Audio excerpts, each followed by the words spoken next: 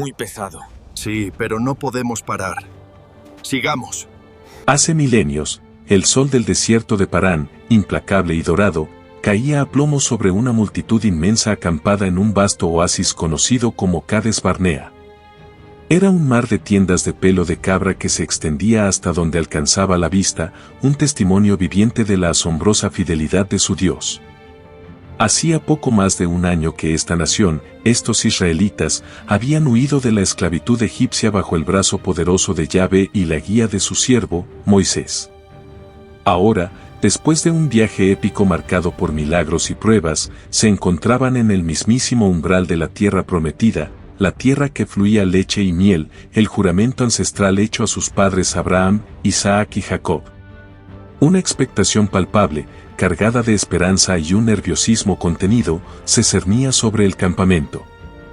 Todos los ojos estaban puestos en la tienda de reunión, donde Moisés, el hombre que hablaba con Dios cara a cara, deliberaba. La orden divina había sido clara, era el momento de enviar exploradores, un hombre de cada una de las 12 tribus, para que subieran a la tierra de Canaán y trajeran un informe. No para decidir si entrar o no, pues ese era el mandato irrevocable de Dios, sino para traer inteligencia sobre las rutas, las ciudades y los pueblos que habitaban allí.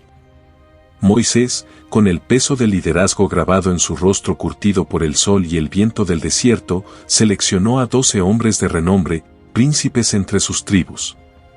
Entre ellos estaban Oseas, hijo de Nan, de la tribu de Efraín, a quien Moisés llamaría Josué, y Caleb, hijo de Jefone, de la tribu de Judá. Eran hombres valientes, líderes en los que se podía confiar. Moisés les dio instrucciones minuciosas. Debían subir por el Negev y luego hacia la región montañosa. Debían observar la tierra, si era fértil o estéril, si sus ciudades eran campamentos abiertos o plazas fortificadas, si el pueblo que la habitaba era fuerte o débil, numeroso o escaso. Y, crucialmente, debían traer muestras del fruto de la tierra, pues era el tiempo de las primeras uvas. Con la bendición de Moisés y la mirada expectante de todo Israel, los 12 exploradores partieron. La multitud los observó hasta que se convirtieron en pequeñas manchas que se perdían en la lejanía de las colinas que conducían a Canaán. Durante 40 días, el campamento en Cades Barnea vivió en un estado de espera ansiosa. Cada amanecer, los ojos se volvían hacia el norte, preguntándose qué verían aquellos hombres, qué noticias traerían. La intervención de Caleb, en lugar de calmar los ánimos, exacerbó la división. Los otros 10 espías redoblaron sus advertencias apocalípticas. Comenzaron a contrarrestar el optimismo de Caleb con descripciones aún más aterradoras, afirmando que era imposible luchar contra aquella gente porque eran más fuertes que ellos. Usaron una metáfora devastadora. Dijeron que ante los ojos de los gigantes, ellos se habían sentido como saltamontes y así eran vistos por los cananeos. Esta imagen de insignificancia y debilidad se implantó profundamente en el corazón del pueblo. La fe, que siempre es frágil en medio de la prueba, se quebró por completo. El informe de los 10 espías, el informe de la mayoría, encontró un terreno fértil en corazones que, a pesar de haber presenciado los 10 plagas, la apertura del Mar Rojo y la provisión diaria de maná, aún albergaban la mentalidad de esclavos. Esa noche, el campamento de Cades Barnea no fue un lugar de descanso, sino un hervidero de miedo, amargura y rabia. El pueblo lloró en voz alta, y su llanto no era de arrepentimiento, sino de lamento egoísta. Se quejaron amargamente contra Moisés y Aarón, diciendo que ojalá hubieran muerto en Egipto o en el desierto. Llegaron al colmo de la ingratitud y la distorsión, afirmando que sería mejor que Dios los hubiera dejado en Egipto, donde al menos teniendo seguridad, que llevarlos a aquella tierra para morir a espada y que sus mujeres y sus hijos fueran convertidos en botín de guerra. El clamor era tan grande y la desesperación tan contagiosa que pronto la multitud comenzó a hablar de elegir un nuevo capitán que los llevara de vuelta a Egipto. La rebelión no era solo contra Moisés, sino contra el mismo Yahvé que los había redimido. Estaban rechazando explícitamente el plan de Dios, prefiriendo la esclavitud conocida al futuro prometido que requería fe y valor. La semilla de la incredulidad, plantada por el informe de los 10 espías, había brotado en un árbol venenoso de rebelión abierta. El caos se apoderó del campamento. La autoridad de Moisés y Aarón era desafiada abiertamente. En un acto de profunda humildad y desesperación, Moisés y Aarón cayeron sobre sus rostros delante de toda la asamblea congregada. No era una postura de derrota, sino de intercesión, de súplica silenciosa a Dios en el momento de mayor crisis. En medio de aquel mar de rostros distorsionados por el miedo y la ira, dos figuras se mantuvieron firmes, Caleb y Josué. Viendo que la multitud se disponía incluso a apedrearlos, ambos se rasgaron sus vestiduras, un gesto profundo de duelo y horror ante la blasfemia que estaba ocurriendo. Luego, con una valentía que solo puede nacer de una fe absoluta, se dirigieron al pueblo. Con voces que intentaban calmar la tormenta, clamaron a la multitud. Les pidieron que no se rebelaran, que no temieran al pueblo de la tierra. Y entonces dieron el mensaje más crucial, el núcleo de la verdad que todos habían olvidado: Jehová está con nosotros, no los temáis. Explicaron que los cananeos no tenían protección divina, que su escudo había sido quitado. Para Caleb y Josué, la presencia de Dios era el factor determinante, no el tamaño de los gigantes. Veían a Canaán no como una tierra que los devoraría, sino como una tierra extremadamente buena que Dios quería darles como herencia. Pero su llamado a la fe fue el último y más claro delineante entre los creyentes y los incrédulos. La mención de que Dios estaba con ellos no calmó a la multitud, por el contrario, enfureció aún más a la gente. La fe inquebrantable de Caleb y Josué era un espejo que reflejaba su propia incredulidad, y no podían tolerarlo. El griterío aumentó hasta convertirse en un rugido unánime: apedréelos. La multitud, cegada por el pánico y la ira, tomó piedras para matar a los dos hombres que osaban confiar en Dios en medio de su apostasía colectiva. En ese preciso momento, cuando la rebelión alcanzaba su punto álgido y la vida de sus siervos fieles estaba en peligro inminente, ocurrió lo sobrenatural. La gloria de Jehová, esa nube resplandeciente que los guiaba y habitaba en el tabernáculo, se apareció de repente a todos los israelitas. Era una manifestación tangible de la presencia divina, majestuosa y aterradora. Un silencio repentino y sobrecogedor cayó sobre la multitud. Las piedras cayeron de manos paralizadas por el temor. Todos los ojos se volvieron hacia la tienda de reunión, donde la gloria de Dios brillaba con una intensidad abrumadora. Y entonces, la voz de Yahvé habló a Moisés. Su tono no era de indiferencia, sino de una ira justa y profunda. Dios planteó a Moisés la pregunta que resonaba con la ingratitud del pueblo: ¿hasta cuándo me ha de irritar este pueblo? ¿Hasta cuándo no me creerán, con todas las señales que he hecho en medio de ellos?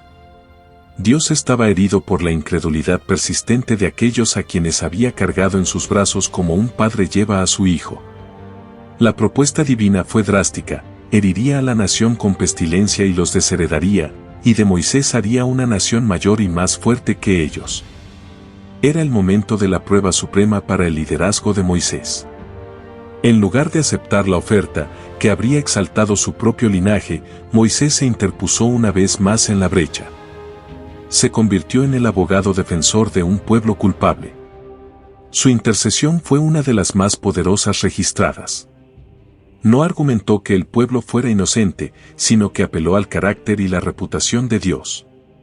Le rogó que considerara lo que dirían los egipcios y las demás naciones si destruía a Israel en el desierto.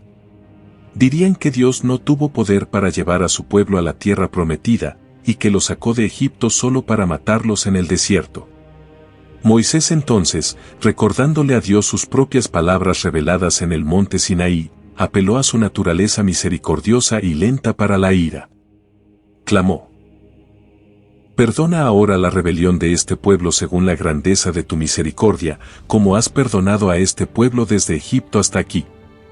Fue una oración que conmovió el corazón de Dios, que siempre prefiere la misericordia al juicio. Y Jehová escuchó la súplica de Moisés. Declaró: Yo lo he perdonado conforme a tu dicho. Pero la justicia divina no podía pasar por alto una rebelión de tal magnitud. Había consecuencias. El perdón evitó la aniquilación total, pero no la sentencia. Dios juró que ninguno de los que habían visto su gloria y las señales en Egipto y el desierto, y que aún lo habían tentado 10 veces, vería la tierra que había prometido a sus padres. La generación incrédula, la generación de esclavos, moriría en el desierto. Con el peso de la decisión divina sobre sus hombros, Moisés se volvió hacia el pueblo, que aún permanecía en silencio, sobrecogido por la gloria divina.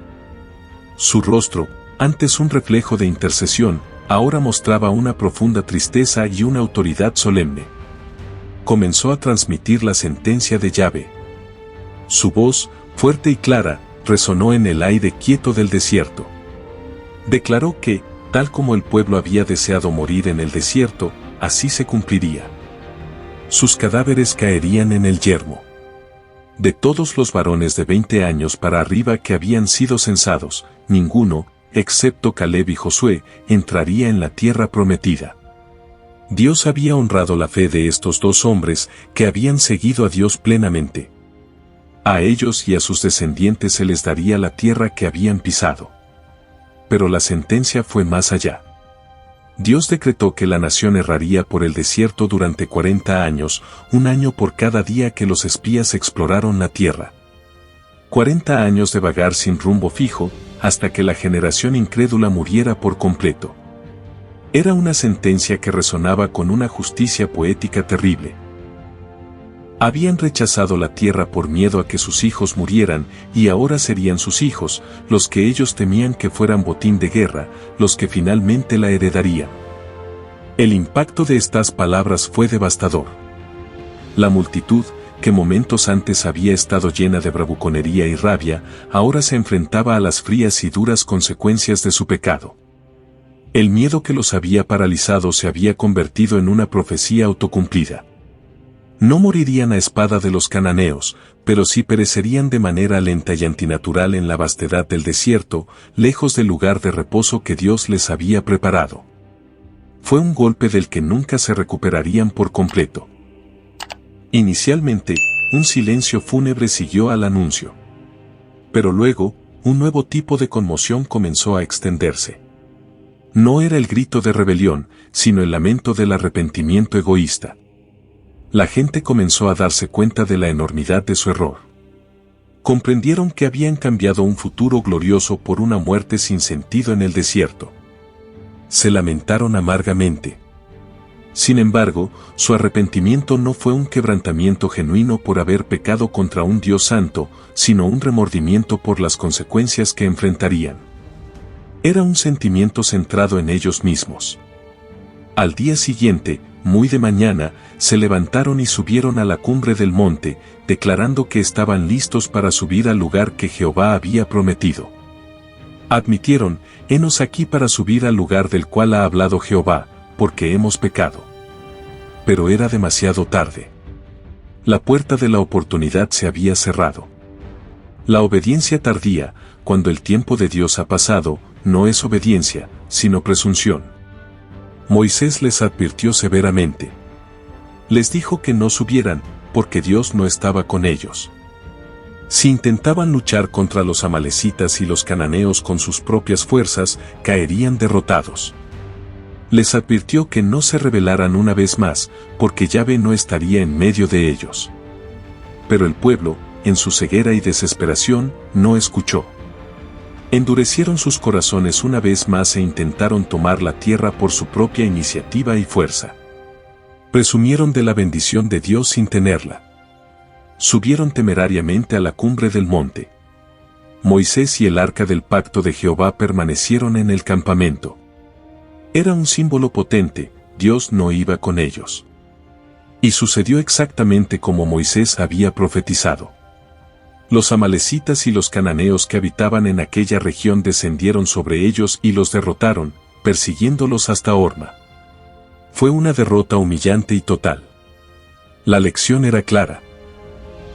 Sin la presencia y el favor de Dios, incluso el esfuerzo más valiente está condenado al fracaso.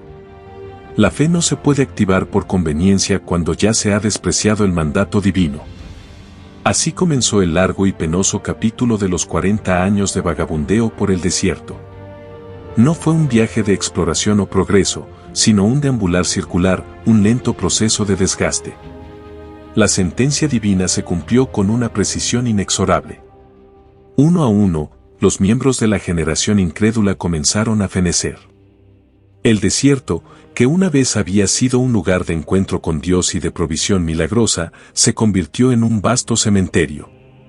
Cada amanecer podía traer la noticia de otra muerte, otro entierro en las arenas movedizas. La rutina de la vida se vio empañada por la sombra constante de la mortalidad. Recogían el maná cada día, un recordatorio diario de la fidelidad de Dios que ellos habían despreciado. Seguían la nube de día y la columna de fuego de noche, guiados por una presencia que los llevaba en círculos, esperando que el tiempo cumpliera su sentencia. Fueron años marcados por una tristeza profunda y una reflexión amarga. Los más viejos recordaban con nostalgia distorsionada la seguridad de Egipto y maldecían el día en que habían creído a los espías de mala fe. Los más jóvenes, los que tendrían menos de 20 años en Cades Barnea, crecieron en este ambiente, aprendiendo de los errores de sus padres, alimentándose de las historias de fe de Caleb y Josué, y esperando el día en que Dios les permitiera intentarlo de nuevo. Moisés, Aarón, Caleb y Josué llevaban el peso de ser los testigos de una promesa aplazada. Su fe no flaqueó, pero sus corazones deben haberse sentido abrumados por la tragedia de guiar a un pueblo que estaba muriendo. Cada funeral era un recordatorio de la rebelión en Cades Barnea. El pecado de un día había condenado a una generación entera a una vida sin propósito y a una muerte sin gloria. El desierto se comió, lentamente, a los que no quisieron creer. En medio de esta decadencia generacional, Caleb y Josué se mantuvieron como faros de esperanza y constancia. Su fe no disminuyó con los años. Al contrario, se fortaleció. Mientras veían morir a sus contemporáneos, su confianza en la promesa de Dios para ellos permaneció inquebrantable. Eran líderes dentro del campamento, pero su liderazgo era diferente. No guiaban hacia una posesión inmediata, sino que pastoreaban a un pueblo moribundo y nutrían a la nueva generación que surgiría de sus cenizas. Les contaban a los jóvenes sobre la fertilidad de la tierra, sobre los racimos de uvas del valle de Escol, no como una historia de una oportunidad perdida, sino como una promesa futura para ellos. Les enseñaban que la fe era más poderosa que el miedo, y que la obediencia valía más que el sacrificio presuntuoso. Caleb, en particular, conservó una vitalidad asombrosa. Aunque pasaban los años, su fuerza no mermaba. Él mismo diría, décadas después, que a sus 85 años se sentía tan fuerte como el día en que Moisés lo envió como espía. Era como si Dios estuviera preservando físicamente a aquel cuyo espíritu se había mantenido íntegro con él. Josué, por su parte, se convertía en el alumno más cercano de Moisés, aprendiendo cada lección de liderazgo, preparándose para el día en que tendría que guiar a Israel a través del Jordán. Estos dos hombres eran el puente viviente entre la promesa y su cumplimiento.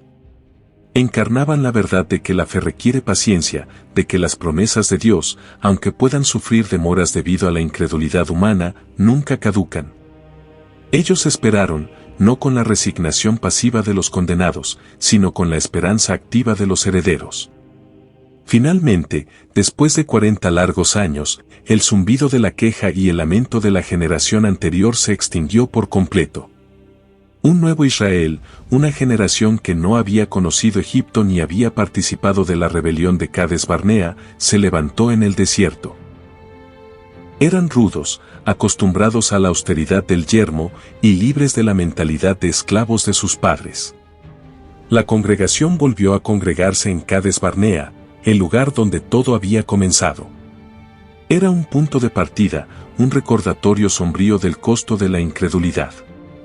Allí, Miriam, la hermana de Moisés, murió y fue enterrada. Poco después, el propio Aarón, el sumo sacerdote, subió al monte Jor por orden de Dios, y allí, ante los ojos de su hijo Eleazar y de Moisés, traspasó su sacerdocio y murió. La generación del Éxodo estaba llegando oficialmente a su fin. Moisés, sabiendo que su tiempo también estaba cerca debido a su propio error en Meriba, preparó a la nueva generación para el desafío que se avecinaba. Y esta vez, no hubo temor, no hubo espías incrédulos, no hubo rebelión. Cuando llegó el momento, bajo el liderazgo de Josué y con la fe inquebrantable del anciano Caleb, esta nueva generación cruzó el Jordán y tomó posesión de la tierra. La rebelión en Cades Barnea se convirtió en la lección fundacional más importante para Israel. Se recordaba en las sinagogas, se cantaba en los salmos, se usaba como advertencia por los profetas. Era el paradigma del pecado de la incredulidad, el rechazo a entrar en el reposo de Dios debido a un corazón incrédulo que teme más a los gigantes que a la promesa del Creador. Cades Barnea no fue solo un lugar geográfico, fue un punto de inflexión espiritual. Marcó la diferencia entre peregrinar hacia una promesa y vagar sin ella. Enseñó que la fe no es ignorar los obstáculos, sino confiar en que el Dios que promete es más grande que cualquier gigante que se interponga en el camino. Y sobre todo, quedó para siempre como un solemne recordatorio de que las consecuencias de la desconfianza en Dios pueden ser tan vastas y desoladoras como el mismo desierto.